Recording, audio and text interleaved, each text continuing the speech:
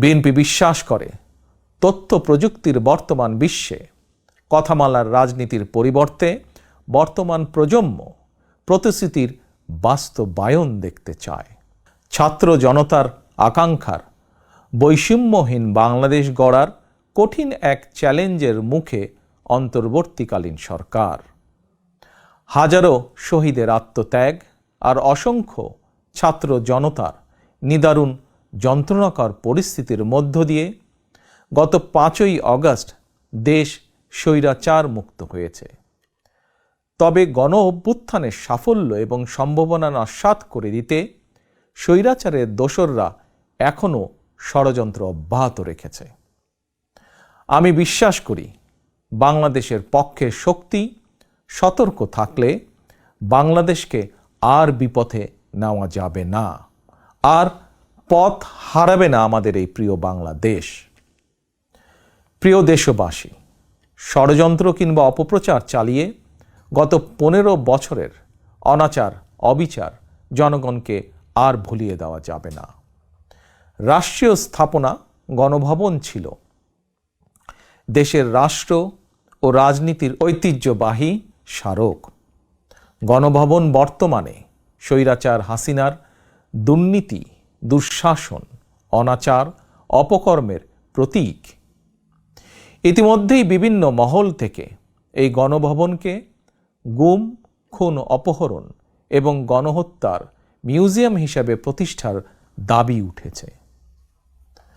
2009 সালের পিলখানায় সেনা হত্যা থেকে শুরু করে 2013 সালের শাপলা চত্বর হত্যাকাণ্ড, 2012, 2014, 2015, 2018, 2022 এবং 2023 সালে গণতন্ত্র পুনরুদ্ধার আন্দোলনের সময় গুম ও বিচার বহির্ভূত হত্যাকাণ্ড, 2018 সালের কোটা বিরোধী আন্দোলন এবং নিরাপদ সড়ক আন্দোলনে 2024 সালে গণ অভ্যুত্থানে শহীদ এবং গুম হওয়া মানুষদের স্মৃতিগুলো এই মিউজিয়ামে সংরক্ষিত থাকবে।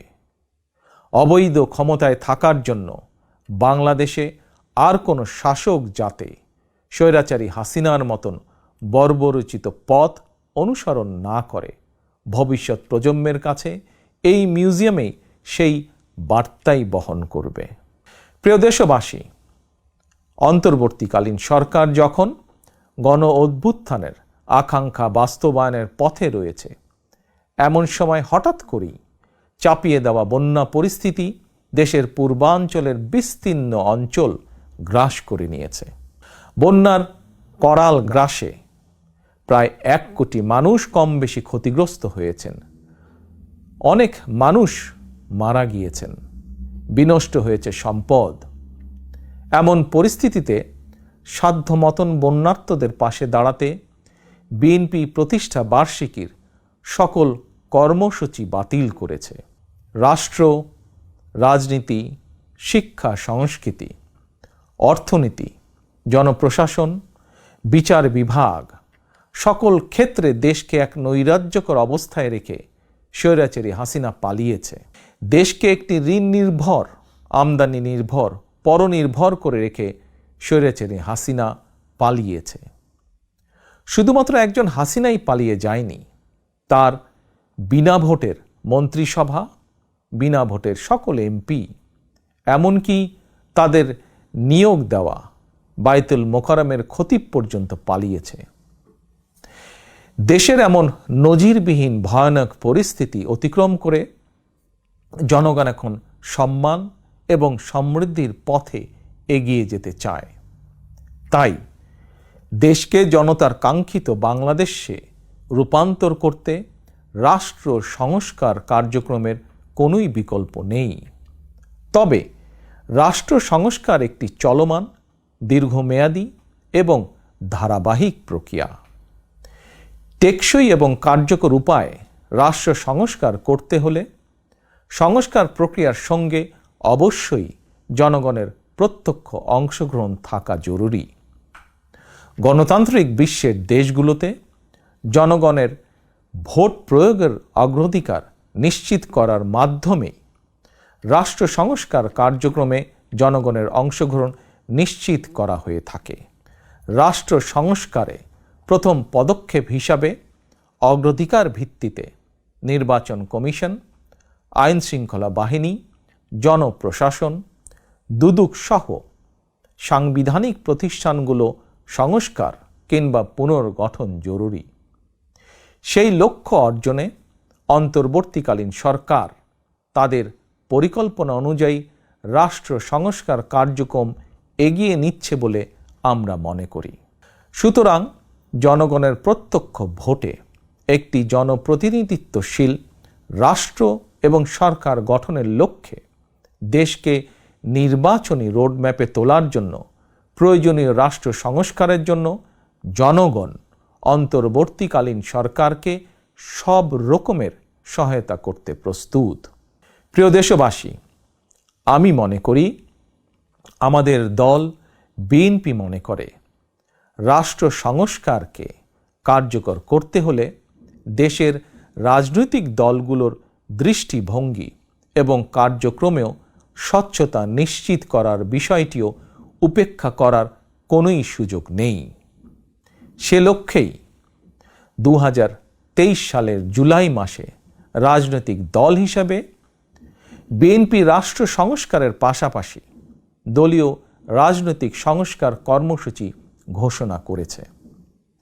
বিএনপি সকল মত ও পথের সমন্বয়ে বাংলাদেশি জাতীয়তাবাদের ভিত্তিতে একটি অন্তর্ভুক্তিমূলক, বৈষম্যহীন ও সম্প্রীতিমূলক সরকার প্রতিষ্ঠা, নির্বাচনকালীন দল নিরপেক্ষ তত্ত্বাবধায়ক সরকার ব্যবস্থা প্রবর্তন, রাষ্ট্রীয় ক্ষমতা ভারসাম্য প্রতিষ্ঠার লক্ষ্যে নির্বাহী বিভাগ, আইন বিভাগ ও বিচার বিভাগের ক্ষমতা, দায়িত্ব ও কর্তব্যের সমন্বয় করা, পরপর 2 টার্মের বেশি কেউ প্রধানমন্ত্রীর দায়িত্ব পালন না করা, উচ্চ কক্ষ বিশিষ্ট আইনসভা প্রবর্তন, এমনকি সংবিধানের 70 অনুচ্ছেদ সংশোধন করার বিষয়েও পরীক্ষা নিরীক্ষা করাসহ রাষ্ট্র সংস্কারের জন্য 31 দফা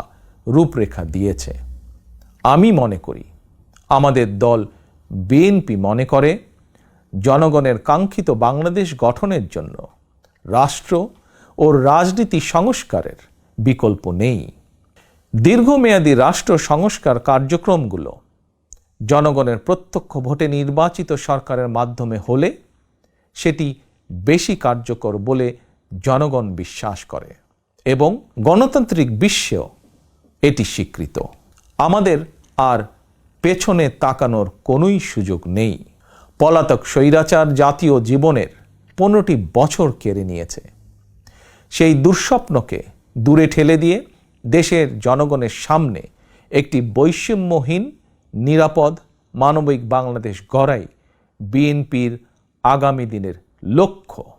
বিএনপি বিশ্বাস করে, তথ্য প্রযুক্তির বর্তমান বিশ্বে কথামালার রাজনীতির পরিবর্তে বর্তমান প্রজন্ম প্রতিশ্রুতির বাস্তবায়ন দেখতে চায়। সমৃদ্ধি, সম্মান এবং সম্ভাবনার দ্বার উন্মোচন দেখতে চায়। এজন্য রাষ্ট্র ও রাজনীতির কাঠামোগত পরিবর্তনের পাশাপাশি ভবিষ্যৎ প্রজন্ম এবং কর্মক্ষম জনশক্তির সামনে সম্ভাবনার সকল দ্বার উন্মুক্ত করে দিতে হবে। নৈতিক মূল্যবোধ এবং কর্মমুখী শিক্ষানীতির পাশাপাশি দেশে বিদেশে কর্মসংস্থানের নতুন ক্ষেত্র তৈরি করতে হবে। বৈদেশিক কর্মসংস্থান নিশ্চিত করতে প্রয়োজনে অগ্রাধিকার ভিত্তিতে রাষ্ট্রীয় উদ্যোগে দক্ষ শ্রমশক্তি তৈরি করতে হবে।